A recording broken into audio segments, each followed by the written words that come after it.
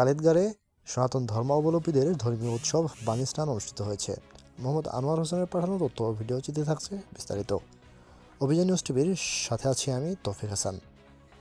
আজ 27 মার্চ সকালে শেরপুর জেলার শ্রীবর্দী উপজেলার গোরজরিপা ইউনিয়নের গোরজরিপা কালিদাগরে এসে বিভিন্ন সনাতন ধর্মাবলম্বীদের সাথে কথা বলে জানা যায়, আজ বাংলা চৈত্র মাসের ত্রয়োদশী কর্তৃপক্ষের তিথি মহাবারণী স্নানের উপলক্ষে তারা উপস্থিত হয়েছেন। মধুকৃষ্ণা ত্রয়োদশী তিথিতে সনাতন ধর্মের ভক্তরা এ কালিদাগরে সমবেত হন। এক গঙ্গায় স্নান করলে তাদের বিশ্বাস সমস্ত পাপ ক্ষয় হয়। এ উদ্দেশ্যে সনাতন ধর্মাবলম্বীরা প্রতি বছর এখানে এসে গঙ্গা পূজা করে।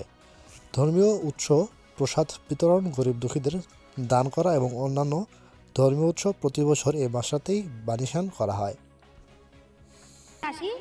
অনেক পুণ্যে এবং মা গঙ্গার পূজা হইতেছে। আমরা বিশ্বাস করি, আমরা সনাতন ধর্মের লোক, যেখানে আসলে আমরা এই পুণ্য স্থানে স্নান করলে আমাদের দেহের পাপগুলি বিমোচন হবে এবং কি আমরা স্বর্গবাসী হব, এই প্রত্যাশায় আমরা আজকে স্নান করছি।